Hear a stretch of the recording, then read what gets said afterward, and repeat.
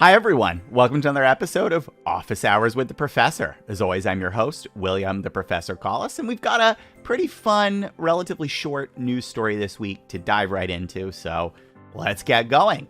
So the story I picked for this week's Office Hours comes from Esports Insider, and it's about a VPN company, Hide.me, buying an esports team called Valiance. Now, as always, let's start with just a couple basic facts we need to sort of talk about the story. The first is that Valiance is a Croatian esports team, relatively regional and sort of smaller. The second is that Hide.me had sponsored Valiance before this acquisition. And then the last sort of piece here is that Hide.me seems to feel that, gamers are an important or at least interesting customer segment that they want to develop. And so, as we hear in the story, they purchased this team Valiance. So why did I want to talk about this? And as always on Office Hours, it's less this specific story itself and more sort of the trend this could exemplify, right? Because we've actually seen other examples of basically sponsors buying esports teams or sponsoring companies moving into the space.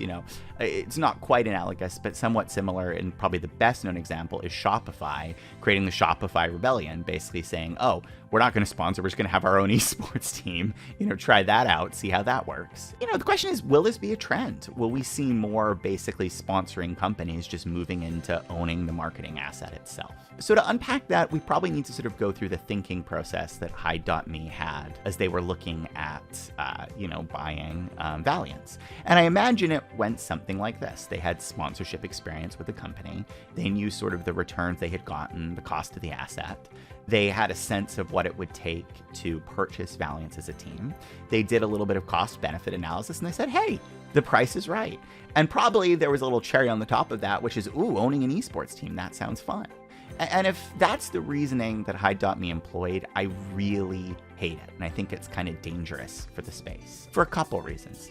The first is that the price is right on the asset you're buying for a reason. There's probably something that needs to be fixed, right? And then the second piece is, if you're an operating company moving into a business that is not your core operating business, you better have a really good reason for taking on this new operating segment. Otherwise, it's just a distraction.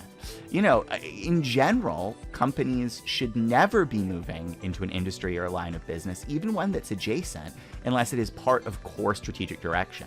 Just because the price on an asset is reasonable, it's not enough.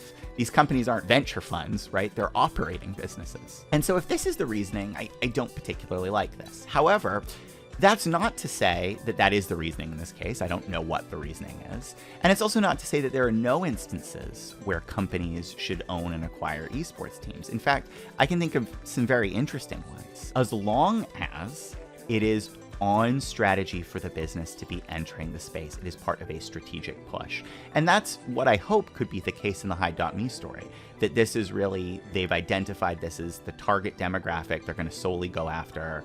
They think owning assets in the esports space, a team among them, is going to be a value differentiator for them. And this is not just a buy it to try it scenario, but it's the start of a significant investment in an owned asset strategy to diversify the VPN holding company. Let's hope it's that. That's, I think, a sort of a fun look at this story, so the pros and cons. So no, I don't think sponsoring companies should just be acquiring teams. That's why I give the story a C+. I don't love this trend, but here's hoping we do see a few businesses that are smart about this and see strategic opportunities in the space making a big move, because there is potential for companies that know how to activate and are activating on a brand approach and not just sort of on a willy-nilly discount purchasing spree. So thanks so much for joining me with this week's Office Hours, and I look forward very much to doing another episode with you next week.